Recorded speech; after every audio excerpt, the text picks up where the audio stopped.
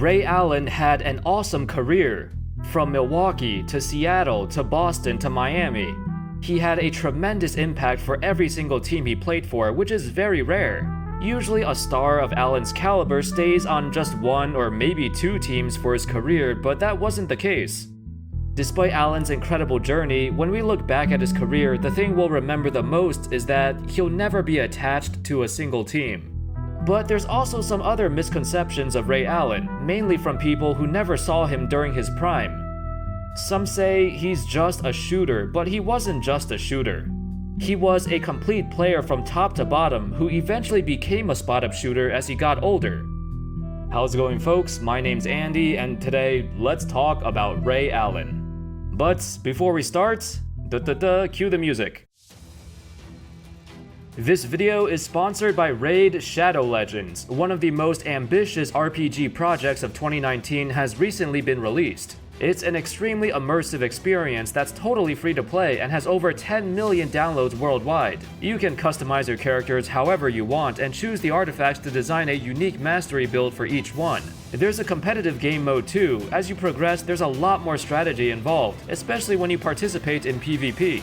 With over 300,000 reviews and a near perfect score, the game is growing super fast, and they even introduced Faction Wars. There's also a new system that gives players daily login rewards for the first 90 days you play. You can find me on there with the username AndyHoops. To join, go to the description, click the link, and you will get 50,000 silver and a free epic champion as part of the new player program to start your journey. Allen entered the NBA as part of the legendary 1996 NBA draft.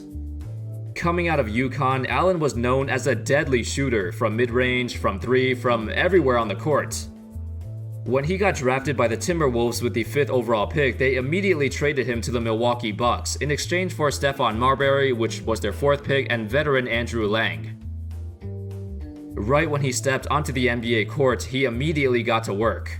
In his rookie season, he instantly became the team's starting shooting guard and averaged over 13 points per game. His deadly three-point shot translated very well to the NBA as he shot 39% from 3 on nearly 4 attempts per game. Which, back then, that was a lot and a very good percentage. Over the next few years, he would increase his scoring output and slowly become the team's first option. By the 1999-2000 season, Allen was leading the team in scoring and averaging over 22 points per game, shooting over 42% from 3, and became an all-star. Now, one of the misconceptions about Allen's career is that people think he's just a shooter. But back when he was younger, he was one of the best all-around guards in the NBA. He scored off the dribble, he scored at the rim, he was an incredible athlete. He even participated in the 1997 Slam Dunk Contest as a rookie. Allen's offensive game was phenomenal, and he was usually second on his team in assists, behind Sam Cassell. Despite not being known for his passing, Allen was a good playmaker simply because he was so good at breaking down the defense. Nowadays, we see a lot of shooters have what we call gravity, basically luring the defense to one side of the floor because they can't let a great shooter get their shot off.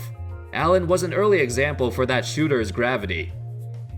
Before he came into the NBA, there were a lot of great shooters before, but nobody had the combination of his speed, athleticism, and quick release. He forced defenses to play a lot differently than against other teams. The 2000-2001 season was Allen's best season with the Bucks. The team finished with a 52-30 record. They had a big three of Allen, Sam Cassell, and big dog Glenn Robinson.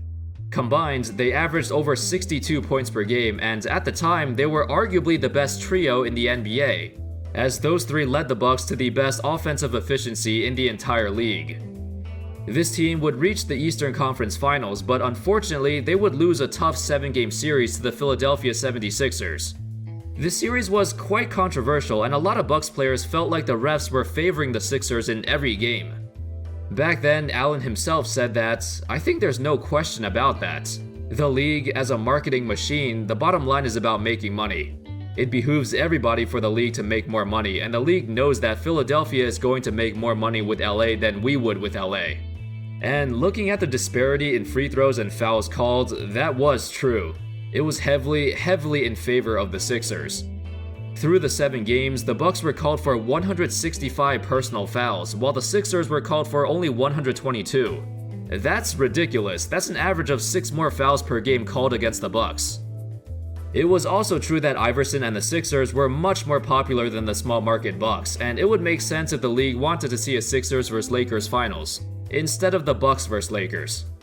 Ray played very well in the series, averaging 27 points on 51% from 3. He definitely played like the best player on the floor.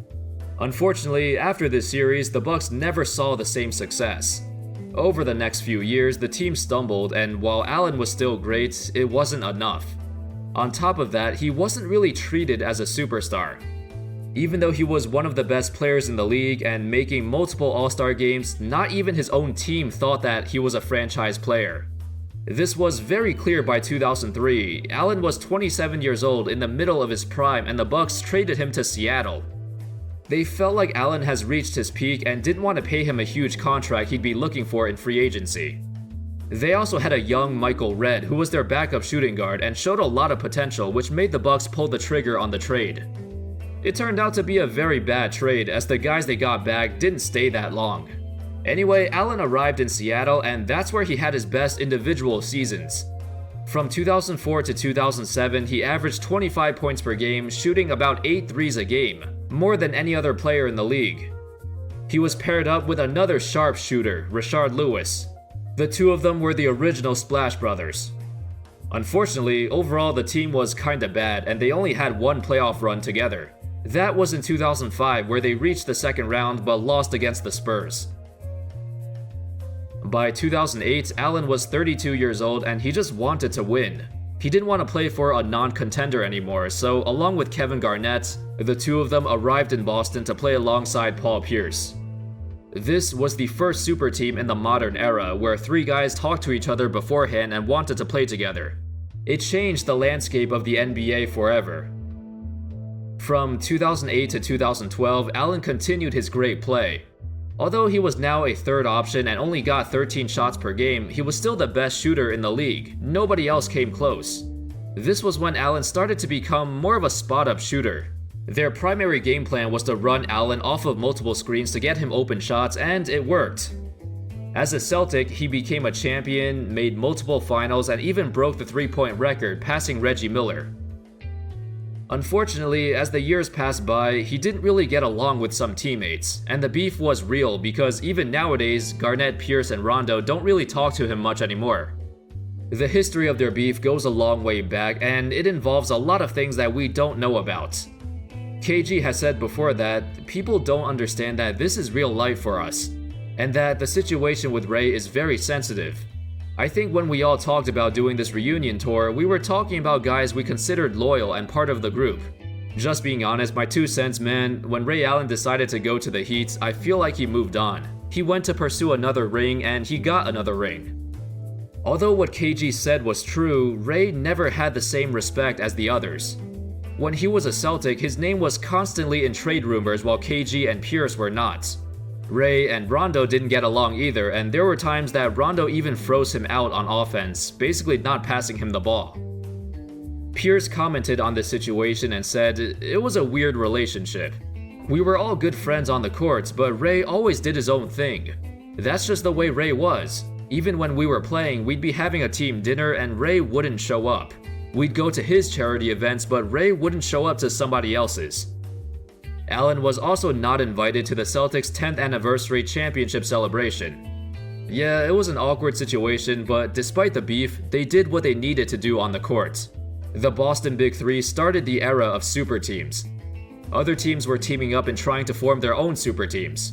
You saw that in Miami, in New York, in LA, in Cleveland, and of course in Golden State as well. You even had smaller ones like Dwight Howard joining James Harden in Houston, Chris Paul joining Blake Griffin, LaMarcus Aldridge joining San Antonio. All these stars wanted to team up with another star because that's the direction the NBA was heading towards. Anyway, the last stop of Allen's career was with the Miami Heat, and he continued to do the same things as in Boston. Run off of screens, catch and shoot, all that stuff, and because he was playing with LeBron, he got more open looks. Despite being in Miami for only 2 years, he hit one of the most iconic shots in NBA history. That shot prevented the Heat from getting eliminated in Game 6. And of course, the Heat would win Game 7 and the 2013 championship. So, how good was Ray Allen actually? A top 3 shooter in NBA history, definitely a top 10 shooting guard ever. Before shooting a ton of threes became cool, Allen was doing it way back in the mid-2000s. In his prime, his teams were always near the top of the league in offensive efficiency, and that's because Allen was a really efficient scorer. But despite being known as primarily a shooter, his offensive game was incredibly versatile. He was a dynamic athlete, an amazing all-around player back in the day, but because his jump shot was so smooth and so good, it overshadowed the other areas of his game. That's a trend that I've noticed with other players too. When you're so good at something, the other parts of your game don't stand out as much. For Allen, it was his playmaking, his handles, his defense, and athleticism. When he got older in Boston and Miami, those parts of his game were nowhere near as good as before. But just remember, he used to be a very complete player and had all the tools in the bag. Anyway, that's all folks. Let me know your thoughts on Ray Allen, and where would you rank him amongst the all-time great shooting guards? I hope you enjoyed the video. Thank you all so much for watching, and as always, I'll see you next time. Peace.